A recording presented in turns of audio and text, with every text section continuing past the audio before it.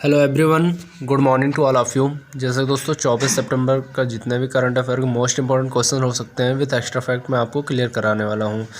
तो दोस्तों यहाँ से आप एसएससी, एनटीपीसी, रेलवे के जितने भी आप कॉम्पिटिटिव एग्ज़ाम की तैयारी कर रहे हैं वो सारे क्लियर हो जाएंगे यदि आप करंट अफेयर की क्लासेस डेली ले रहे हैं। तो पहला क्वेश्चन जैसा है आपका, हाल ही में अंतर्राष्ट्रीय सांकेतिक भाषा दिवस कब मनाया गया? तो यहाँ टर्म क्या समझ रहे हैं, अंतर्राष्ट्रीय सांकेतिक भाषा दिवस। सांकेतिक मतलब जो व्यक्ति संकेतों में बात कर रहा हो, जैसे उंगलियों का इशारा देख नहीं रहा आप, तो ये संकेतों में बात करने का एक तरीका होता है जिसको हम अंतर्राष्ट्रीय सांकेतिक भाषा दिवस के रूप में जानते हैं। यह दिवस जो है 23 सितंबर को, प्रत्येक 23 सितंबर को मनाया जाता है अंतर्राष्ट्रीय सांकेतिक भाषा दिवस। ठीक है ना मित्रों। तो इसी में आपका 18 सितंबर को आपको वर्ल्ड बाम्बू डे यानी विश्व बांस दिवस के रूप में मनाया जाता है। यदि मैं बात करूं 21 सितंबर को आपको जो है इंटरनेशनल पीस डे के रूप में मनाया जाता है। दोस्तों यहीं पे आपकी अगली डेट है 22 सितंबर। 22 सितंबर को कौन सा दिवस के रूप में मनाया जाता है? World rhinoceros day. राइनोसोर्स क्या होता है? गैंडे जो होते हैं उनको हम इंग्लिश में राइनोसोर्स कहते हैं। तो वर्ल्ड राइनोसोर्स डे आपका 22 सितंबर को मनाया जाता है। प्रत्येक वर्ष 22 सितंबर को वर्ल्ड राइनोसोर्स डे के रूप में मनाया जाता है। यदि मैं बात करूँ आपका जो भारत में एक नेशनल पार्क है काजीरंगा नेशनल पार्क किस लिए प्रसिद्ध है? तो ये राइनोसोर्स के लिए ही प्रसिद्ध है जो कि असम में है। नेक्स्ट क्वेश्चन है आपका, हाल ही में पीएम यानी प्रधानमंत्री मोदी ने किस राज्य में घर तक साइबर योजना का शुभारंभ किया है? साइबर योजना से क्या तात्पर्य है, क्या समझते हैं आप? तो मित्रों देखिए, साइबर यहाँ इंटरनेट से जुड़ी सुविधाओं की जितनी भी बातें होती हैं वो साइबर के अंतर्गत ही आती हैं। तो बिहार राज्य में जो है आपके घर तक फाइबर बिछाने की योजना स्टार्ट की है प्रधानमंत्री मोदी ने। और देखिए यहाँ पे आपका 9 राजमार्ग बनने वाले हैं। 9 राजमार्गों की लंबाई जो आपकी 45,945 किलोमीटर की रोड भी बनानी है। इन्होंने शुभारंभ कर दिया है। देखिए यहाँ पे आप इंडिया का मैप देख रहे होंगे, यहाँ पे आपका जो है बिहार राज्य उपस्थित है जहाँ पे आपका रेड कलर है। देखिए बिहार की राजधानी पटना, मुख्यमंत्री नीतीश कुमार और आपके जो है वहाँ के गवर्नर फागुन सिंह चौहान है। नेक्स्ट क्वेश्चन है आपका, हाल ही में भारत और किस देश के बीच पहली सीधी कार्गो फेरी सेवा की शुरुआत की गई है? देखिए यहाँ पे भारत और किस देश के बीच पहली सीधी कार्गो फेरी सेवा की स्टार्ट की गई है। ये मालदीव और भारत के बीच की यह एक व्यापार समझौता है जिसमें जैसे कार्गो का मतलब होता है सामान का आदान प्रदान करना, दोनों देश से आयात निर्यात करना ही कार्गो सेवा के अंतर्गत आता है। मालदीव का देखिए एक है बुलदुहु फुर्सी एक पोर्ट है जहां से भारत के तूतीकोरिन पोर्ट तक के बीच आयात निर्यात का कार्य किया जाएगा शिपों द्वारा, पानी के जहाज़ों द्वारा। यहाँ मालदीव देख पा रहे होंगे, मालदीव जो है इंडिया के जस्ट नीचे, मालदीव इंडियन ओशियन में है। मालदीव की राजधानी आपकी माले है और यहाँ का जो मुद्रा है, मुद्रा का नाम है रूफलिया। नेक्स्ट क्वेश्चन आपका इसी में, हाल ही में माली के अंतरिम राष्ट्रपति कौन बने?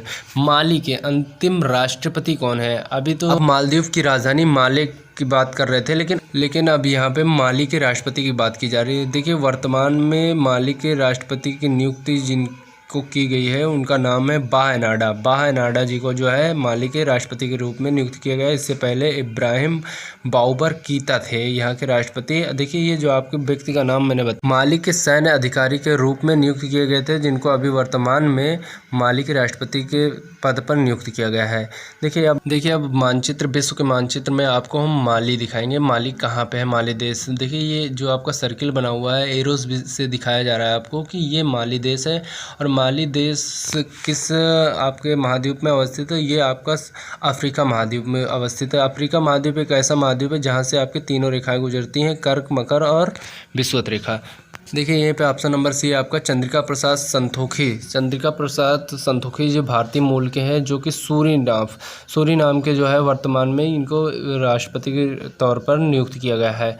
देखिए नेक्स्ट है आपका option number D, Alexander Lukashenko जिनको बेलारूस का 6वीं बार राष्ट्रपति के रूप में नियुक्त किया गया है।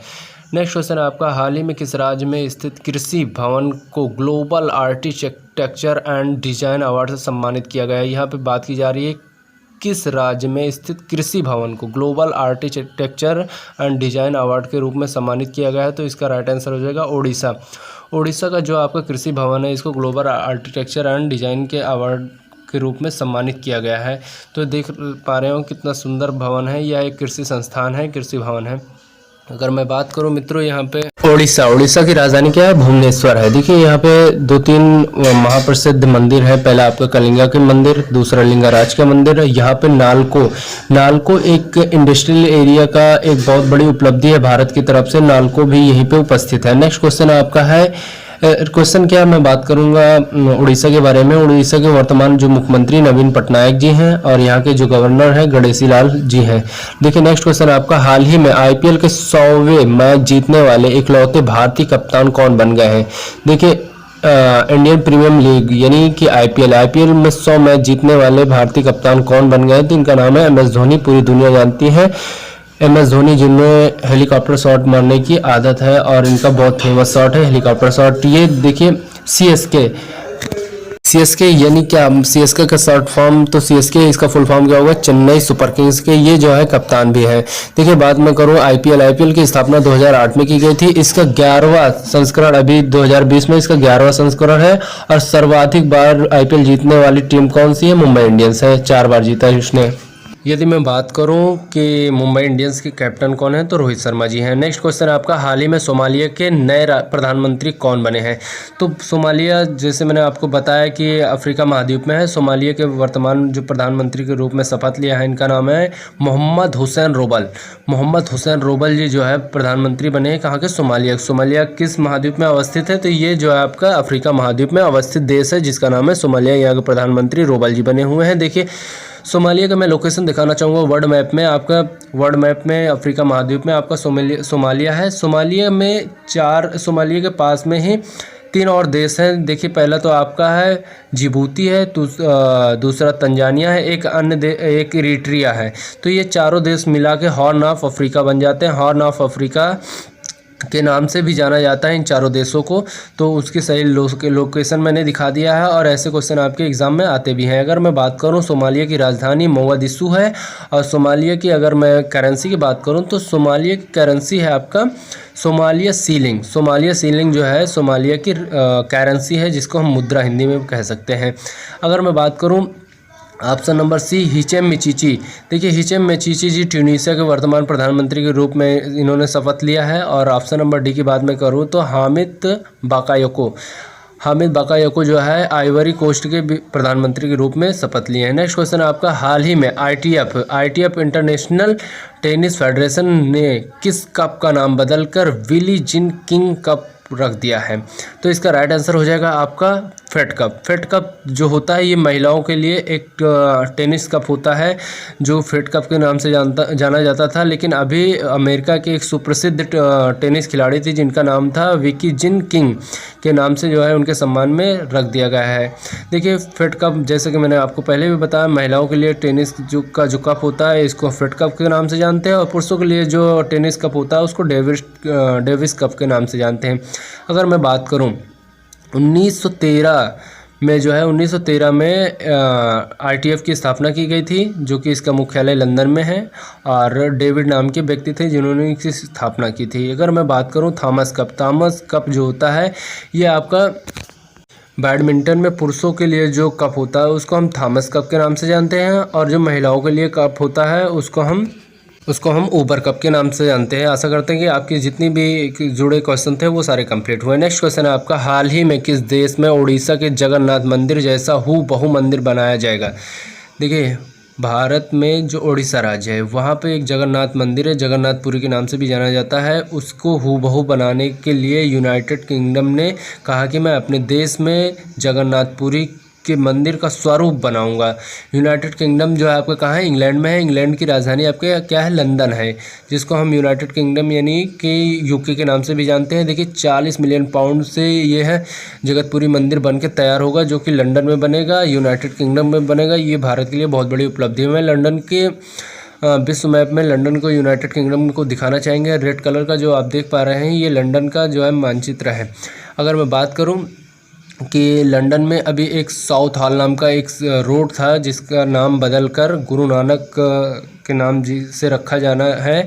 तो यह अभी भारत के लिए एक बहुत बड़ी उपलब्धि है, एक बहुत बड़ी उपलब्धि है कि किस विदेश में भारत के महापुरुषों के नाम से रोडें, सड़कें और अन्य चीज़ें बनाई जा रही हैं। नेक्स्ट क्वेश्चन आपका है, हाल ही में भारतीय नौसेना के किस विमान वाहक को नष्ट कर दिया गया है?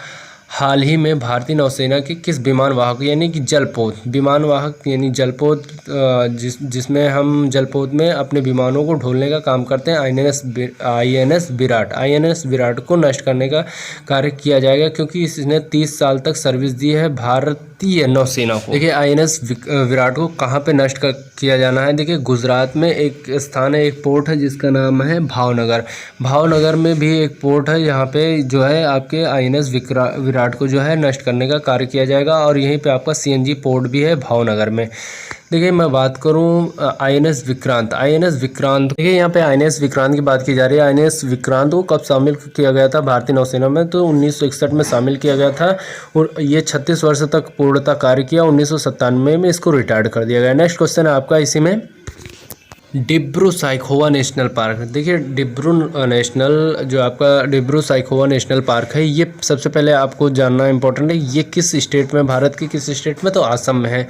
यहाँ पे अभी हाल ही फिलहाल में एक कुएं में आग लग गई। अब कुआं बीच में कहाँ से आ गया? तो यहाँ पे जो आपका असम है, असम में पेट्रोलियम की मात्रा पाई जाती है, पेट्रोलियम के कुएँ पाए जाते हैं, पेट्रोलियम के रिसोर्सेज है जहाँ पे हाल ही फिलहाल में आग लग गई थी जिसकी वजह से ये चर्चे में रहा है। तो आशा करता हूँ आपके सारे क्वेश्चन कंप्लीट हो गए होंगे। दोस्तों यदि आपको मेरा वीडियोस अच्छा लगा हो तो प्लीज़ मेरे वीडियोस को लाइक कीजिएगा, मेरे चैनल को सब्सक्राइब कीजिएगा और वीडियोस को ज़्यादा से ज़्यादा शेयर करते रहिएगा ताकि अन्य व्यक्तियों तक, अन्य स्टूडेंट तक पहुंचते रहें। जय हिंद।